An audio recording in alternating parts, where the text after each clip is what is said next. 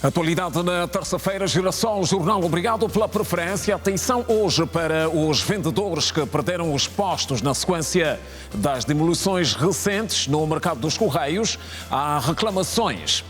A voz dos automobilistas em relação à medida da proibição do uso arbitrário de vidros fumados nas viaturas, descontentamentos no processo de encerramento de armazéns em algumas zonas de Luanda, empregos e a pressão no Orçamento Geral do Estado, contas detalhadas sobre o ano económico.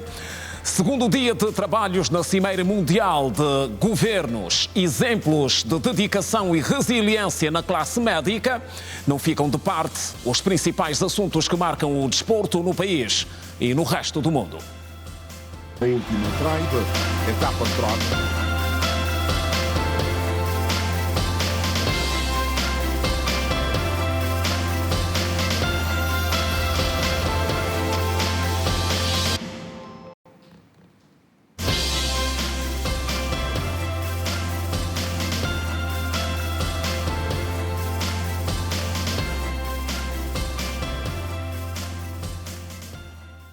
Bem-vindo.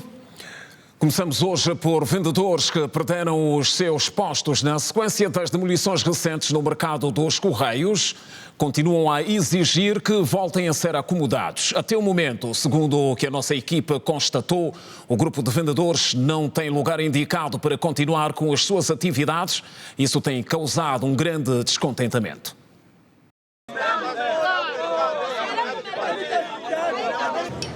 Estes são os clamores de vários vendedores do antigo mercado informal dos Correios, destruído no dia 23 de janeiro de 2023, que devido à falta de espaço no novo mercado, no distrito urbano do Golfe, são obrigados a regressarem ao espaço do antigo mercado informal para a comercialização dos seus produtos.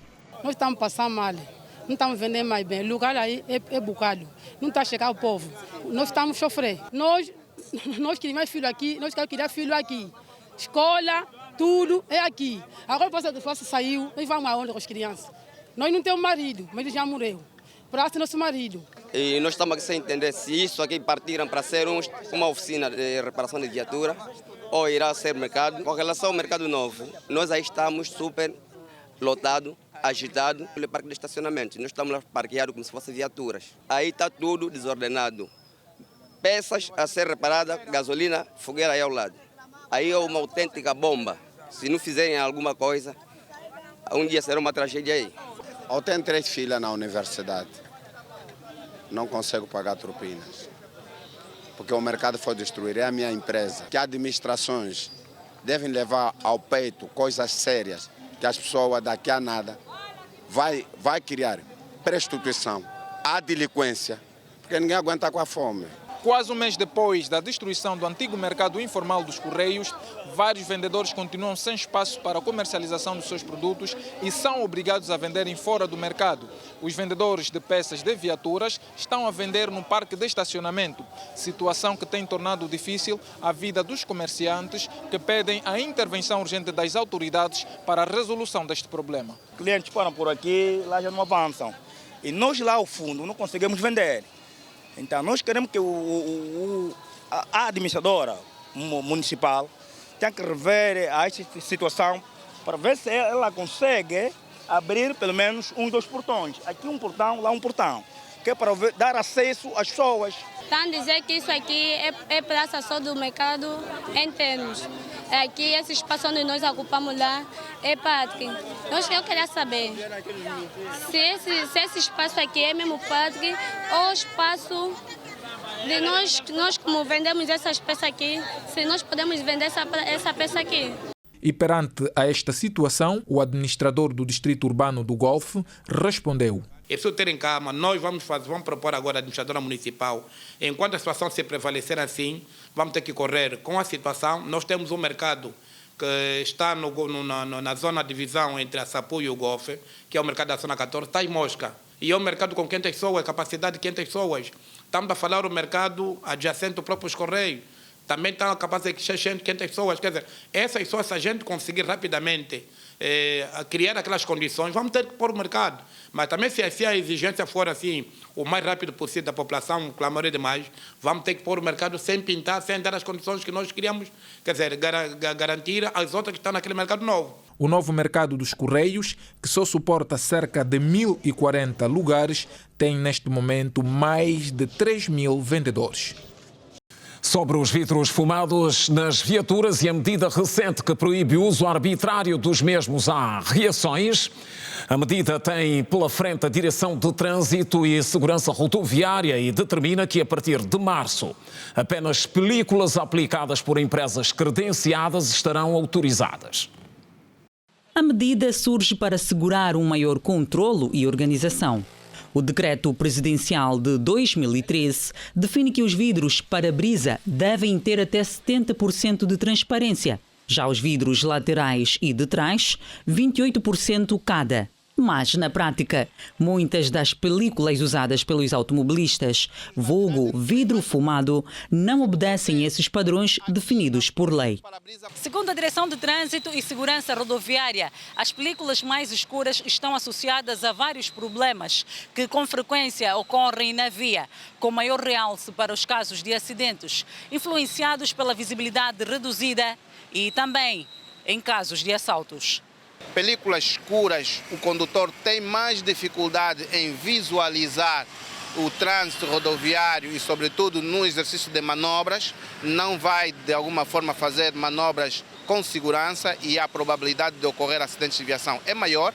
E, por outro lado, também as películas muito escuras também podem facilitar ações de natureza criminal, no caso de raptos, violações e não só que ocorrem. Hoje, cada vez mais assiste-se a esse tipo de situações. Através de um concurso público foram licenciadas um total de 300 empresas que deverão atuar nas 18 províncias do país. O porta-voz da Direção de Trânsito e Segurança Rodoviária assegurou que estas estão preparadas para atender a demanda. Nós estamos a falar do universo de 350 empresas no país. Portanto, se porventura a onda de solicitação for muita, naturalmente poderá ou não, isso já não é a Polícia Nacional que terá que decidir, mas não se descarta qualquer hipótese de aumentar o número. Pelas artérias da capital, nossa equipa apurou que muitos automobilistas aplaudem a iniciativa, quando outros mostram-se ligeiramente preocupados. Na minha opinião, a ideia é boa, é válida. Nós normalmente andamos com pasta, telefones e tudo mais. Com os vidros fumados já conseguimos esconder as coisas que nós temos. Atualmente está a acontecer muitos assaltos, as pessoas fumam os vidros dos carros com outras intenções. Entre os automobilistas, ainda existem aqueles que se perguntam sobre a uniformidade da nova regra. Nós como povo, né? Nós como população vamos tirar tudo muito bem. De alguns automobilistas que vão tirar, agora deles que também têm. Como é que fica? Mas não é só nos táxis, tem que haver mesmo todas as viaturas, não é só azul e branco. Para os passageiros, a medida é igualmente satisfatória. Eu acho que a ideia é boa, porque dentro desses carros que tem película tem acontecido muitas coisas. Por exemplo, o rapto, assalto à mão armada, e muitas vezes acontece mesmo com o próprio motorista, com a colaboração do próprio cobrador. Terminado o prazo para a retirada das películas, que de acordo com as previsões vai até o final do mês de março, a Polícia Nacional garante que será implacável na aplicação da nova medida, sendo que o incumprimento ou desobediência das normas resultará no pagamento de multa na ordem dos 60 mil kwanzas, o equivalente a $117,456. Armazéns construídos em zonas impróprias estão a ser encerrados pelo Governo Provincial, que espera, com a iniciativa, pôr fim à confusão que a situação tem causado. E, de igual modo, melhorar a organização da atividade comercial, mas há reclamações sobre a forma como está tudo a ser conduzido. Depois do encerramento dos armazéns comerciais do bairro desde dezembro, no distrito urbano do Benfica, os vendedores ambulantes continuam descontentes e sem perceber a medida da administração local. Nós estamos aqui do mês passado, a anuidade corrida, mas sem motivo nem nada. Nos aprendem um negócio, chega na fiscalização você tinha que te pedir multa de 25 mil kwanza. Aqui não tem negócio de 25 mil que eles estão a cobrar o povo. Eu vendo saco. Vou pedir esmola na rua, vão me dizer é feiticeira. Venho aqui na praça, estão a dar corrida. Vou comer aonde? Pelo menos nos dá um sítio fixo para nós sentarmos. As zongueiras pedem maior compreensão dos fiscais durante a atuação. O que nós queremos, o fiscal quando trabalha só tem que dar corrida na zungueira, nem para receber negócio. Tá vendo?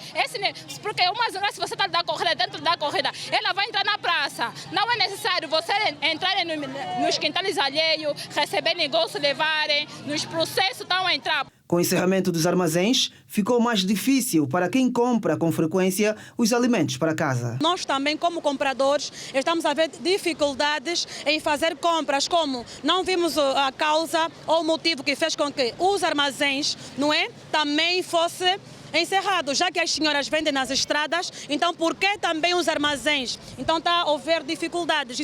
Desde que foram encerrados os armazéns no fim de janeiro último, os prejuízos têm sido muitos. Estão a mandar fechar as lojas e... não estão explicando na verdade o que é que se passa. Não sabemos até aqui ainda. Vocês estão a ter muitos prejuízos? Muitos prejuízos. Primeiramente é que a venda baixa, né? Os armazéns fechados. E também é que as famílias assim ficam sem alimentação, uma vez que eles dependem de nós aqui nos armazéns. A medida, para este automobilista, facilitou a circulação dos veículos. Temos mais melhoria em termos de circulação, porque tinha mesmo muita dificuldade com as senhoras aqui a venderem e os armazéns também abertos. Entretanto, a administração do Distrito Urbano do Benfica diz que o bairro, desde dezembro, dispõe de 4 mercados abertos para as vendedeiras e realça que 90% dos armazéns encerrados não vão reabrir por falta de condições. Existem ali armazéns que não oferecem requisitos nenhuns para funcionar. E mais, aquilo não é uma localidade, não é uma zona definida no nosso plano urbanístico local como zona comercial. Vamos encontrar condições de arranjar outros armazéns em outras localidades para que eles possam instalar-se e continuar a desempenhar a sua atividade. Nós temos, a nível do Distrito Urbano de Benfica, neste momento, 4 mercados. Esses 4 mercados têm uma capacidade total de mais de 3 mil bancadas, não é? Livres, que estão abertos, de portas abertas, a dizer que os responsáveis pela gestão desses mercados são parceiros diretos da administração do Distrito Urbano de Benfica, da administração municipal de Talatona, e estamos a trabalhar em concordância para que todas aquelas senhoras que encontram-se nas ruas entrem para esses mercados.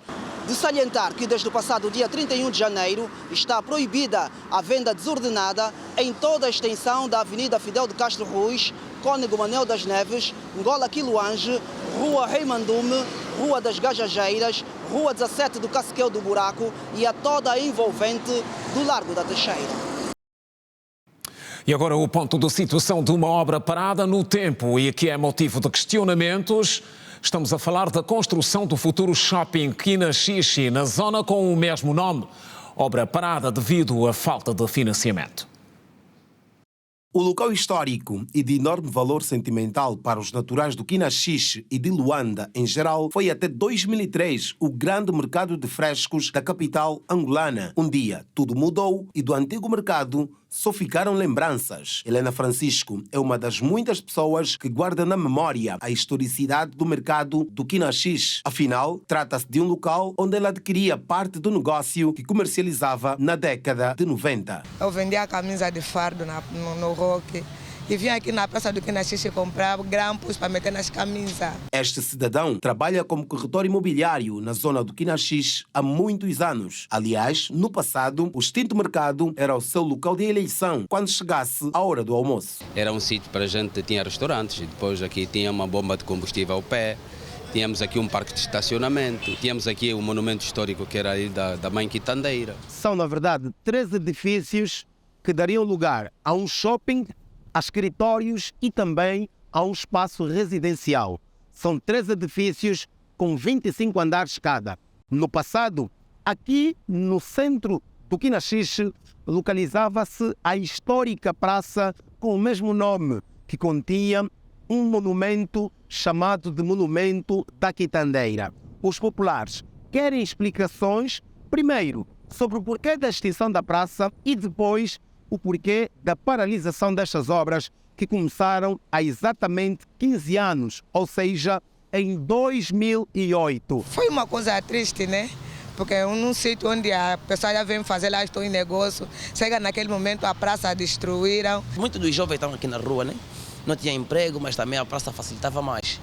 E agora tiraram a praça do Quinaxixe para pôr um shopping, mas até agora o shopping parou, não estão dando continuidade, não sei o porquê. Tinha tanto espaço para erguer esse monstro. De repente, desaparecer um monumento histórico, é de lamentar. Para o arquiteto António Bindanda, a queda do antigo mercado levou consigo parte da história do Quinaxixe. O valor de uma cidade não é construindo só novas construções, não é através das novas edificações, mas tem que saber valorizar aquilo que é antigo, não é? Porque é lá onde está a história da própria cidade. Uma fonte ligada ao projeto, que é propriedade do grupo Quinaxixe Empreendimentos Imobiliários, disse-nos que a estrutura física da obra está acima dos 50%. Segundo a mesma fonte, neste momento o projeto passa pela fase de avaliação e validação de todo o trabalho executado até agora. Em 2021, Luciano Dezique, diretor do grupo citado pelo jornal Valor Econômico, explicou que do total de $1.000 milhões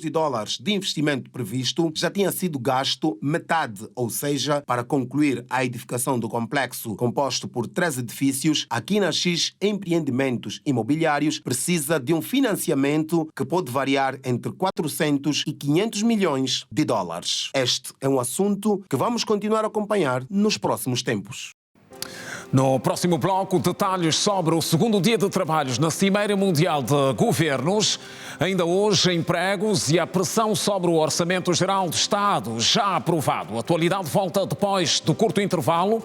Não saia daí, até já. Segunda parte do jornal, falamos de emprego e precisamente da pressão no Orçamento Geral do Estado em função dos programas exigentes alinhados no plano económico. 2023 pode ser o ano de pouca empregabilidade a nível do Estado, o que lança todas as esperanças ao setor privado que para o efeito precisa ser potenciado. 2023 afigura-se como um ano de grandes desafios para Angola e para o mundo que vive uma incerteza sem precedentes na história dos últimos 70 anos, disse o Presidente da República na sua mensagem de Ano Novo. Os desafios desta nação de mais de 30 milhões de habitantes são vários e combater o desemprego é um deles. Jovens angolanos desafiam-se todos os dias para garantir alimento para as suas famílias. A venda informal é a solução que muitos encontraram para combater o desemprego. O que me trouxe mesmo até para estar aqui na via pública é mesmo, para dividir mesmo todos os meios financeiros. Senão, curso eu tenho, eu era professor e dava aula. Sempre pensei de procurar um outro emprego, mas depois também o que me faz com que não procuro outro emprego em termos de salário. A falta de emprego faz com que muitos angolanos, particularmente jovens, recorram a outras práticas para o sustento de suas famílias. Uns lavam carros e outros praticam a venda ambulante. O governo angolano tem trabalhado na criação de mecanismos que promovam o autoemprego no país. O objetivo é diminuir a atual taxa de desemprego. O governo aprovou uma série de incentivos para os funcionários públicos que trabalham em localidades de difícil acesso. Esta medida não prevista no OGE 2023 obrigará o Executivo a contratar menos pessoal para a função pública. A previsão do custo vai ser em torno de 50 mil milhões de kwanzas ano, é o custo estimado. Tudo tem a ver com escolhas, né? Nós, a partir do momento que tomamos uma decisão, temos que estar conscientes que poderemos ter que sacrificar outra solução. E o que temos alertado é que nos casos em que é necessário fazer incrementos ou compensar funcionários que já existem, provavelmente teremos que contratar menos. O nosso grande problema é que pensamos que o único que tem que contratar é o Estado. Já não é o certo, não é o correto. O Estado não podia ser o único a contratar. O Estado tinha que ser o único a coordenar e fiscalizar as instituições. Normalmente, as instituições legais e formais começaram na informalidade. São iniciativas de cidadão para sobreviver. Se a intenção do cidadão é criar iniciativa para sobreviver, o Estado apoia. A juventude continua a ser a classe mais afetada pela falta de emprego no país. O INE indica ainda que foram criados em todo o país 572 mil postos de trabalho, parte deles através do PREI, o Programa de Reconversão da Economia Informal. A cedência de créditos à economia é uma das saídas apontadas para que se salvaguardem os empregos no setor privado, o que, por sua vez, impõe a redução de condicionantes como o excesso de burocracia e a falta de transparência nos processos, que até o momento têm sido uma das grandes pedras de tropeço. Existem verbas disponíveis para projetos de apoio aos micro e pequenos empreendedores. Falando do programa de apoio ao crédito, com a sua continuidade garantida para este ano, só em 2022 o PAC contemplou cerca de 1.487 projetos, num valor total de 61 mil milhões de kwanzas. Mas alguns cidadãos dizem que não tem sido fácil conseguir o crédito.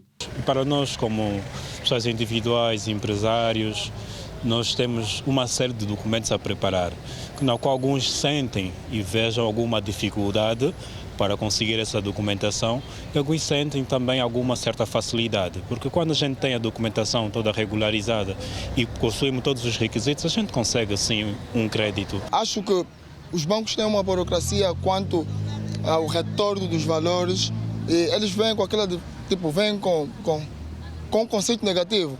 Pensam que pelo facto de ser uma pequena empresa, ou por começar agora, não tem como fazer o reembolso dos valores. Já uma vez o banco criando políticas que vai de acordo com esse mesmo cidadão, aí sim a resolver ou facilitar a vida desse mesmo cidadão, até porque mesmo ia criar empregos, e este que ele ia criar, ia empregar mais pessoas, e aí devia ter um certo equilíbrio na nossa vida social.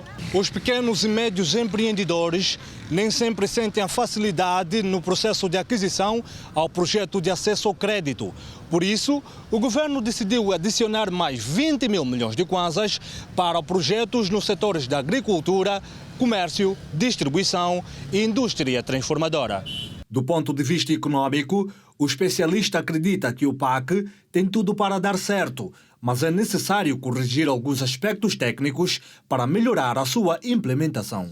Os empreendedores alegam excesso de burocracia e o setor bancário, ou seja, a banca alega muitas vezes a não clareza de determinados projetos, como também o não cumprimento de um conjunto de critérios que a própria banca ou o próprio ministério alegou, como é a questão que a empresa deve ser legalizada, deve ter pelo menos um ano de atividade corrente, deve ter inscrita ou ter todos os comprovativos legais a nível da AGT e a inscrição a nível do INSS. Segundo o secretário de Estado para a Economia, no ano econômico 2023, o PAC tem disponível para execução de projetos mais de 40 mil milhões de kwanzas. Estamos a falar de 49 até o último ponto de situação e balanço que nós fizemos, os dados mais atualizados, estamos a falar em 49 mil milhões foram disponibilizados para o PAC. O processo seguinte, após esse exercício que foi feito de disponibilização, de desembolso aos promotores, vai ser, na verdade, trazer alguns dados mais apurados, que vai passar por um processo de acompanhamento durante o exercício 2023. A UNITA, partido do Galo Negro, deu hoje o seu parecer em relação ao Orçamento Geral do Estado, que não mereceu o seu voto durante a aprovação nesta segunda-feira. O grupo parlamentar da UNITA chamou hoje os jornalistas para apresentar o seu posicionamento face à aprovação do Orçamento Geral do Estado para este ano. A UNITA, que voltou a reprovar um OGE, fundamentou o seu voto contra pelo facto de entender que as prioridades do Executivo devem ser remanejadas, dando especial atenção para o setor social. A fórmula, sobretudo agora que Angola está em paz há 20 anos,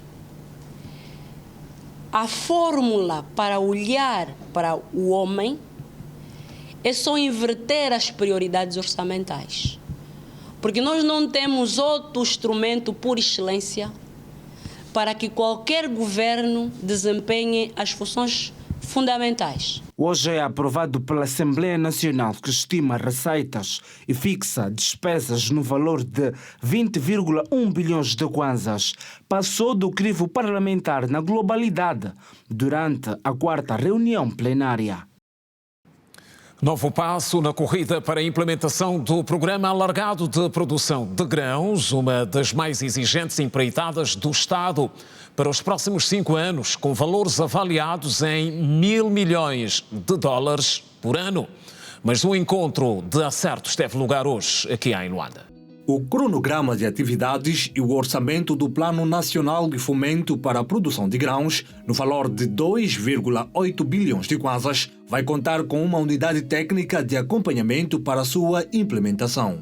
O secretário de Estado para a Economia afirma que o estudo conceptual do Planagrão já foi elaborado, faltando apenas o estudo para a implementação dos projetos. Em termos de cultivo e nota conceptual foi elaborado, tanto que culminou no decreto 200/22 de 23 de julho. O estudo que vai ser elaborado é um estudo de facilitação e de implementação dos projetos, que passa não só pelo critério de delimitação e loteamento das infraestruturas de base, mas como também a preparação da condição ideal, ou seja, as condições ideais para que o promotor possa ter o seu projeto bem implementado e que seja sustentável. Ivan dos Santos afirmou ainda que o valor total anual para a implementação do Planagrão é de $1.000 milhões. Nós estamos a falar um valor equivalente a $1.000 milhões ano para o Planagrão. Para o BDA, nós vamos ter um valor disponível de 243 mil milhões ano para poder desembolsar o que vai estar disponível para os produtores poderem recorrer ao crédito para entrarem na cadeia de valor do nosso Planagrão. O secretário de Estado destacou que o Executivo está a preparar as condições de base para o setor privado no sentido de caminhar de forma paralela para que o Planagrão tenha êxito. Veio hoje no segundo dia de trabalhos a Cimeira de Governos, que acontece nos Emirados Árabes Unidos, onde Angola está representada pela Ministra de Estado para a Área Social, Dalva Ringote. No evento, o país espera, entre outros objetivos, trocar e colher experiências em matéria de transição energética. Uma delegação angolana, chefiada pela Ministra de Estado, Dalva Ringote Allen, participa na Cimeira de Governos 2023 na cidade de Dubai, Emirados Árabes Unidos. Sob o lema Moldando Futuros Governos, o evento reúne 20 chefes de Estado, mais de 250 ministros, mais de 80 organizações internacionais, regionais e governamentais, além de 10 mil participantes, entre funcionários governamentais, especialistas internacionais e líderes empresariais do setor privado, com o objetivo de partilhar visões, discutir ideias e estratégias globais para o futuro ligadas ao trabalho, à educação, clima, tecnologia, mulheres no governo, indústria, entre outras temáticas. Esta troca de experiências é muito importante. O que é que interessa aqui nós? Nós aprendemos continuamos a reforçar nossos laços de cooperação com este país, tem um pouco mais um espaço mais que nós, mandar mais delegações como esta. E no domínio da energia, no domínio da urbanidade, é uma série de coisas que nós temos que, de facto, cooperar e interagir com esse país para termos, de facto, soluções que não pretendemos. De acordo com a Ministra de Estado, a Cimeira Mundial de Governos 2023 é uma oportunidade pelo facto de haver semelhanças, quer nos problemas que enfrentam, como nas metas a atingir. É um momento de partilhas em que podemos testemunhar vários chefes de Estados de governo, falando das suas experiências, os desafios que enfrentam, sobretudo as economias emergentes em matérias relacionadas com a transição energética, a mobilidade, o crescimento populacional, os impactos das alterações climáticas, que metas, que planos que os governos levam a cabo para poder mitigar os diversos problemas que enfrentam nas suas economias. E quando olhamos para Angola, podemos verificar que temos problemas comuns que os países também enfrentam grandes desafios, sobretudo naquilo que é a visão que os países têm para a transição energética. A Cimeira Mundial de Governos é uma plataforma para a criação e implementação de inovações e até o dia do encerramento, nesta quinta-feira, serão realizadas várias reuniões ministeriais de alto nível e assinados cerca de 80 acordos bilaterais que vão permitir a troca de experiência e a consolidação da cooperação entre governos. Presidente do Gabão propõe redução do mandato presidencial para 5 anos. É um dos assuntos em destaque na atualidade internacional que é a seguir desenvolvida pela Emília Pascoal. Emília, boa noite. Boa noite, Samuel. Boa noite a todos. O presidente do Gabão, Ali Bongo, propôs reduzir o mandato presidencial de 7 para 5 anos. O pacote apresentado por Bongo inclui também a redução dos mandatos dos deputados para 6 anos. Ali Bongo anunciou um processo de diálogo com a oposição para prevenir possíveis atos de violência durante as eleições presidenciais deste ano. Outras notas internacionais, acompanhe. A Guiné Equatorial confirmou o primeiro surto do vírus Marburg. A informação foi veiculada pela Organização Mundial da Saúde nesta segunda-feira. O ministro da Saúde da Guiné Equatorial, Mitoa Ayakaba, disse que 9 pessoas morreram devido à doença que está a assolar o leste do país. A doença causada pelo vírus Marburg é um tipo de febre hemorrágica grave. O vírus é transmitido por morcegos aos seres humanos através de fluidos corporais de pessoas contaminadas. A África do Sul declarou estado de catástrofe nacional devido às inundações causadas pelas chuvas dos últimos dias que atingiram 7 províncias. 12 pessoas morreram, várias desapareceram, pontes e estradas ficaram danificadas devido às fortes chuvas. A presidência da África do Sul afirmou que o governo declarou de forma rápida o estado de catástrofe nacional para permitir uma resposta coordenada e rápida ao impacto das inundações. O governo da Nova Zelândia também declarou estado de emergência nacional nesta terça-feira após a passagem do ciclone Gabrielle pela Ilha Norte. O ciclone destruiu estradas, inundou casas e deixou 100 mil pessoas desabrigadas. As comunidades que vivem nas regiões costeiras estão a ser evacuadas devido às previsões de enchentes. Mais de 4.800 crianças no seio da Igreja Católica em Portugal foram abusadas sexualmente nos últimos anos. O relatório apresentado pela Comissão Independente baseia-se em 512 denúncias. A idade média das vítimas é de 11 anos. O presidente da Conferência Episcopal de Portugal, José Ornelas, pediu desculpas a todas as vítimas de abusos sexuais cometidos por membros do clero no passado. A Comissão Independente garantiu que os casos de abusos sexuais na Igreja são cometidos desde 1991 até a atualidade.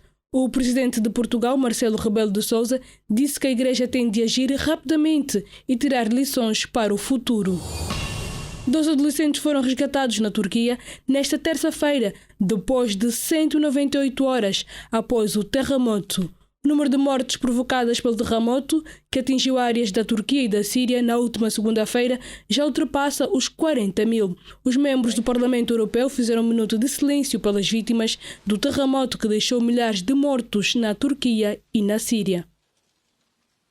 O dia hoje é consagrado aos namorados, homenagem a São Valentim, o padroeiro do amor. É por isso uma data marcada por troca de mimos entre casais, o que nos dias de hoje parece pouco intenso. A nossa equipa esteve em alguns pontos de venda de presentes e constatou que foram mais os rapazes a comprar. Hoje é o dia em que os corações aproximam-se mais, o abraço é mais apertado e o beijo é tão diferente. Saímos às ruas de Luanda para medir a pulsação dos casais apaixonados. O desejo de agradar a outra pessoa é o ponto mais alto. Amor, mais um mês de se amar mais, menos tristeza na relação, menos briga. É um mês, um dia para nos refletir e pensar o de bom que nós estamos fazendo a nossa parceira, tá vendo? É uma data muito especial para todos os casais, não só os jovens, mas adultos também, e que o Dia dos Namorados para mim é todos os dias. Todos os dias estamos mais apaixonados para nossas companheiras e todos os dias para mim é dia 14. Bom, este dia tem um impacto muito forte, principalmente na nossa relação, porque é um dia que simboliza mesmo o dia do amor. Todos os dias são dias do amor, mas hoje mesmo é o dia que simboliza o dia do amor. O conselho que eu deixo para todo ser humano é que amem mais e essas datas, né, comemorativas, assim como o dia 14, que é uma data simbólica, que façam sentir esse dia. É uma data que, por acaso, deixa-me emocionado, tendo em conta que eu conheci a minha esposa num período de tão pouco tempo e nós decidimos fazer o nosso casamento. Então, ela é tão especial para mim que, quando chega essa data, eu procuro sempre fazer alguma coisa de seu agrado. Se eu falar, estraga a surpresa.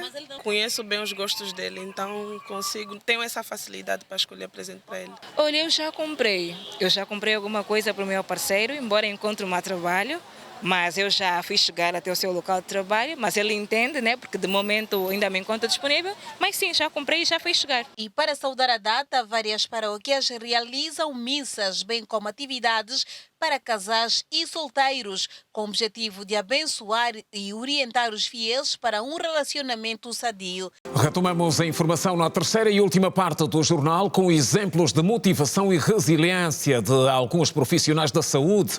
Médicos, heróis, desde os momentos mais intensos da pandemia da Covid-19, que afinal foram para muitos, apesar de difíceis, momentos de profunda resiliência. Ana Dias sonha ser médica. Atualmente é estudante de medicina e nem os piores momentos da pandemia lhe fizeram desistir deste sonho. Quase 3 anos depois, ela dá nota positiva à classe. Dou 10 porque não é fácil estar nessa fase em que nós nos encontramos agora, trabalhar arduamente, que é para salvar vidas, não é fácil, então dou 10 sim. Apesar das várias preocupações existentes no setor da saúde, os médicos foram considerados heróis implacáveis no combate cerrado contra a Covid-19. A pandemia da Covid-19 ceifou vidas em todo o mundo. E quando chegou a Angola, os médicos foram chamados e prontamente responderam estando na linha da frente, apesar de todos os obstáculos existentes no setor. Mas quase 3 anos depois, como estão os médicos? Pessoalmente,